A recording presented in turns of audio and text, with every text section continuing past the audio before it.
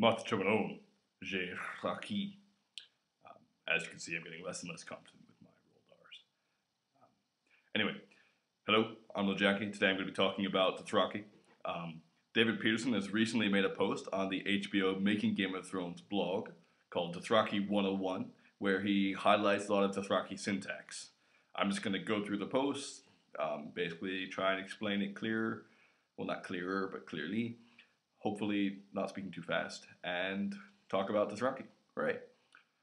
So, in this post, David Peterson talks about syntax. What is syntax? Syntax is the word ordering. It's a way a language structures its information. So, for instance, we have John slaughtered Mary. John there is the subject, so he's the one who pretty much does the action. And Mary is the object. She's the one who pretty much receives the action. That's a pretty good definition. It won't stand up in all cases, but that's how it works. So, Mary slaughtered John has a different meaning from John slaughtered Mary. This is entirely in the syntax, which is basically a fancy way of saying word ordering. Now, in English, we have SVO syntax, so John slaughtered Mary, John's the subject. Dothraki has the exact same thing, which is very nice for those of us who speak English and are learning Dothraki. So basically, in Dothraki, you would say chal, ahas, arach. So the kal sharpens the arach. And again, that's just in the same order. So chal, which is the subject, the kal, probably drogo. Ahas, sharpened, sharp end here. And then arach, which is the object.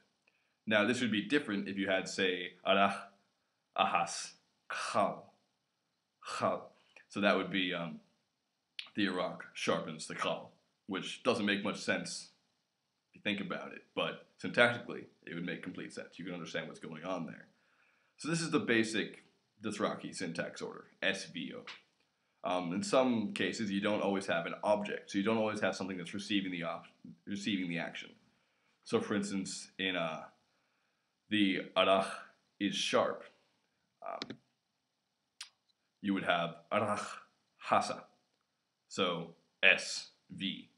So the arach is the subject, hasa is the verb, and it's still SV, so it's still, John is sharp. John is the subject, is sharp is the verb phrase, so SV. And that should be fairly straightforward.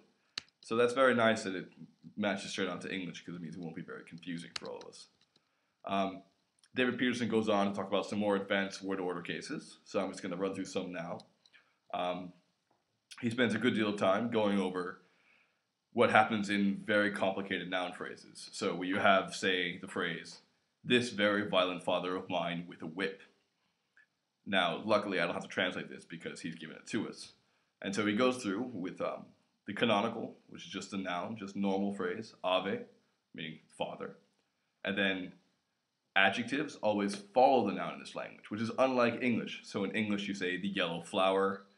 In Dothraki, you say the yellow corpse. No, the corpse yellow, if that makes sense. So instead of saying kind father, you would say father kind. So ave edin. And then, if you have words which modify the adjective, so say very kind, you would say ave seke edin. So seke goes in between the noun and the adjective, and it precedes the adjective that it modifies. So ave seke edin.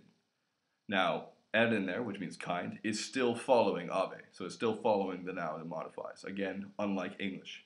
If you've learned French at all, French does this. So they have adjectives that follow the noun as well. Demonstratives, which are words like this, that, or some words which sort of point out the noun, they always go before the noun, which is quite nice.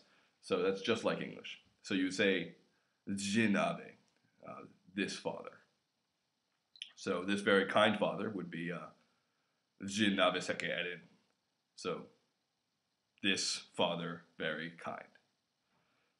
If you have a genitive noun, which is a possessive noun, so Mary's hat, Mary's is in the genitive because the hat is Mary's.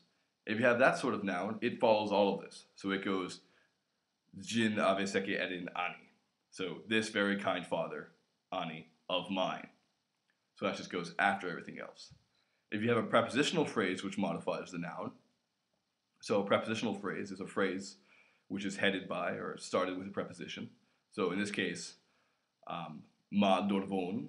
So ma is a preposition with, dorv means goat, and on means that it's modified by ma. So you have ma dorvon with a goat. You would say jin ave seke erin ani ma dorvon. So that follows everything else. So that would be jin, this, ave, father, seke, very, erin, kind, ani, of mine, ma, with, dorvon, a goat. As David Peterson said, this very kind father of mine with a goat doesn't really make sense in the Dothraki, culture. So he changed it to jin ave seke berbin ani mordekon, which is this very violent father of mine with a whip, which is much better. I agree. I may be pronouncing it a bit off because I'm trying to go fast and trying to get in there. Always follow the pronunciation guides on Wikipedia, not me. Right. David Peterson goes on to talk about prepositions and adverbs. I'll just run through that briefly. So prepositions always precede the noun, which is modified. So you have mara anha. So within mara anha, me. That's of course from the line from the book, Chalaka dothrae maraha. A prince rides within me. As you may have noticed, maranha seems like it's one word. And the same with, what was it before? Mordekon. That's because it's called elision. The preposition, ma, when it's in front of a noun that starts with a vowel, just sort of truncates. It sort of becomes shorter. So it goes, instead of being ma ordvekon, you just say mordekon. And that's just basic elision, so it just gets shorter to make it easier to say. So that happens in language. Things change. Now, adverbs always pretty much go to the end of the sentence. So you have me oge orket, which is he slaughtered a sheep. And then you have me oge orket oskich. So he slaughtered a sheep yesterday. Oskich, again, goes to the end of the sentence. Again, I'm not entirely sure about my pronunciation, but bear with me. And so that's at the end of a sentence, so that would go after everything else. So if you still had, say, he slaughtered a very kind father with a whip, you would still put yesterday at the end. Let's see if I can do that.